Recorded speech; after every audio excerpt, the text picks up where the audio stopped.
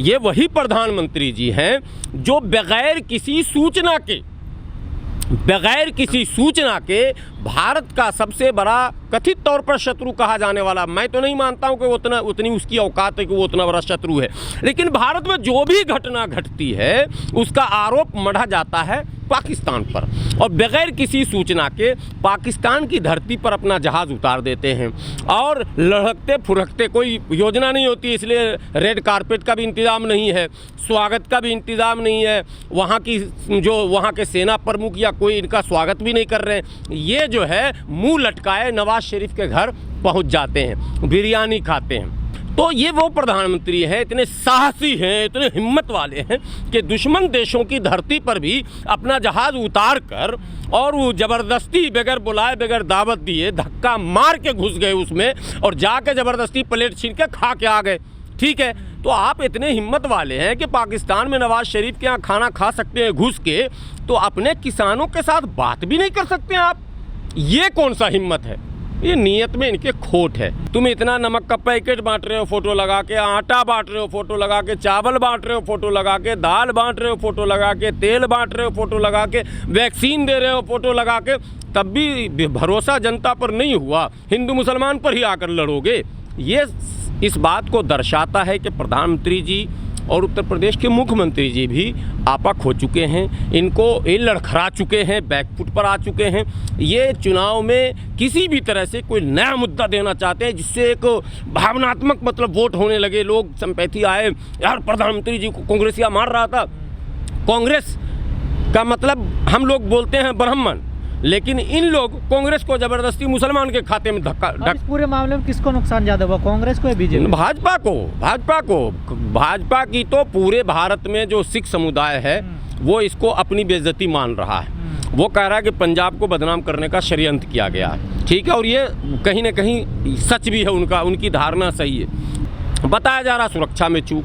भाई किसी भी आम भारतीय का ये अधिकार है, वो अपने विधायक, अपने सांसद, अपने मंत्री, अपने मुख्यमंत्री, अपने प्रधानमंत्री के नीतियों का विरोध उनके समक्ष भी आकर कर सकता है। ये संवैधानिक अधिकार। वो विरोध हो रहा था यदि किसान थे उस सड़क पर आगे तो।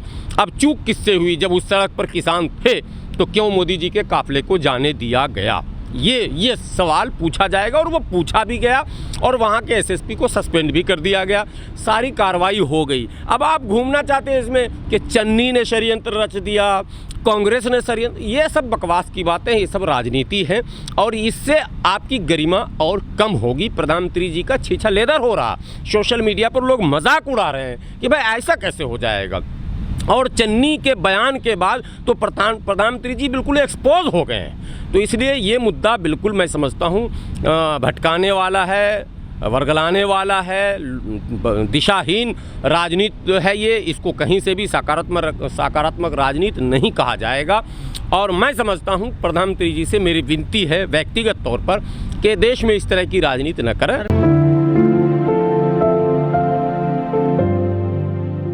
ये बहुत संवेदनशील मुद्दा है। देश के प्रधानमंत्री हैं, और प्रधानमंत्री जी ने जो वक्तव्य दिया पंजाब की भूमि पर, मैं समझता हूँ वो उनके गरिमा के विपरीत था। उनको ये बयान नहीं देना चाहिए था। जो उन्होंने कहा कि मुख्यमंत्री को कह देना कि मैं ज़िंदा लौट आया, मैं समझता हूँ ये शब्द ही विवाद का जननी है।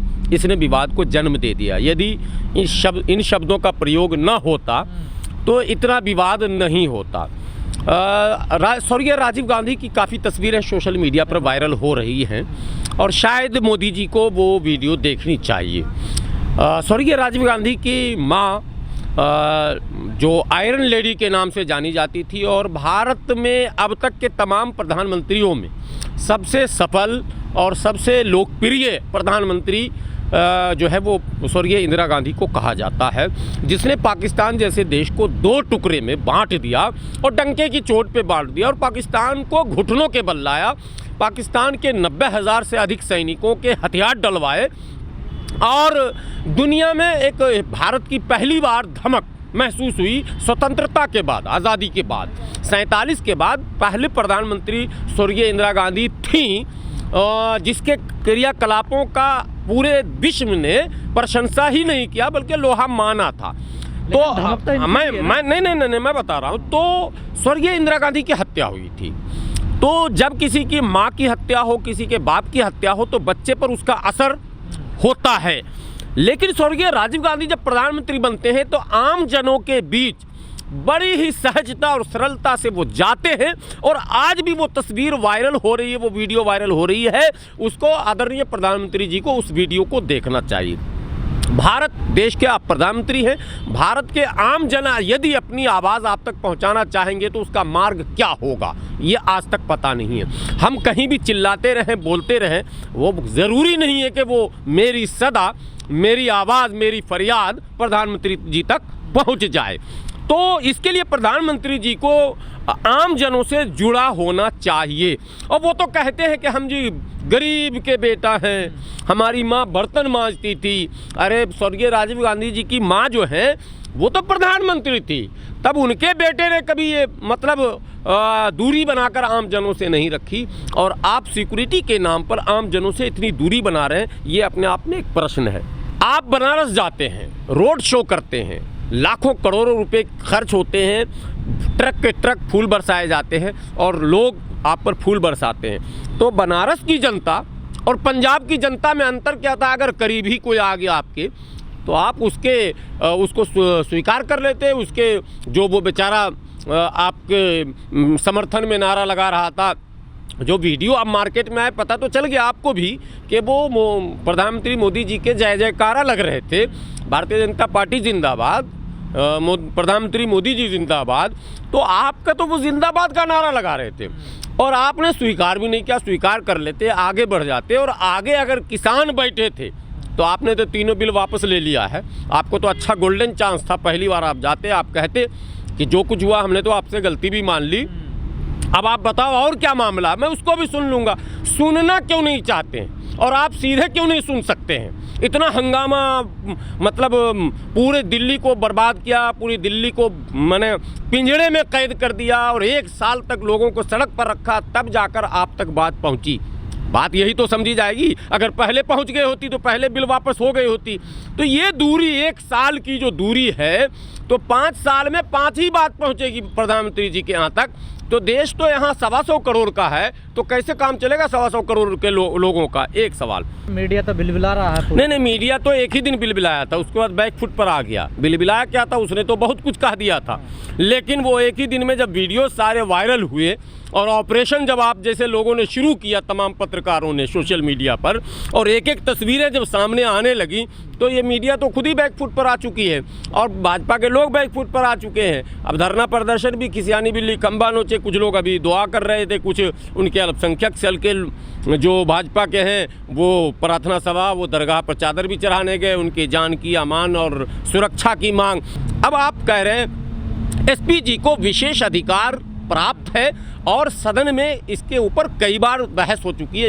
एसपी जी को और अधिक अधिकार दिए गए हैं, इसके लिए रेजोल्यूशन पास हो चुका है। तो जो विशेष अधिकार प्राप्त एसपी जी आपकी सुरक्षा में लगी है, जिसके सामने एसपी, डीएसपी और आईजी, डीआईजी कुछ नहीं है, एसपी जी ही तय करेगा कि प्रधानमंत्री जी का मोमेंट कहाँ होगा, कब होगा, कितने देर रहेंगे, क्यों रहेंगे, किस किस से मिलेंगे, ये सब एसपी जी तय करता।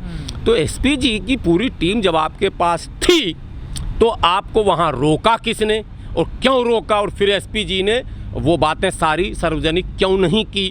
तो देखिए, दाल में काला नहीं, पूरी दाल काली है। ये पंजाब में तो खैर बेचारे खाता भी नहीं खोल रहे हैं। उत्तर प्रदेश असल इनका निशाना था। उत्तर प्रदेश में मुद्दा कुछ चल नहीं पा रहा था, हिट नहीं हो पा रहा था। आपको याद है योगी जी ने कहा 20-80 की लड़ाई। 20-80 का क्या मतलब हुआ? हिंदू मुस्लिम ना, 20-80 का मतलब हिंदू मुस्लिम।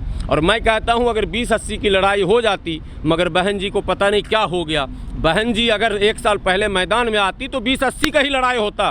20-80 भी नहीं होता, 85-15 हो जाता, मज़ा ही आ जाता। मगर दुर्भाग्य से माहौल वैसा नहीं बन पाया है।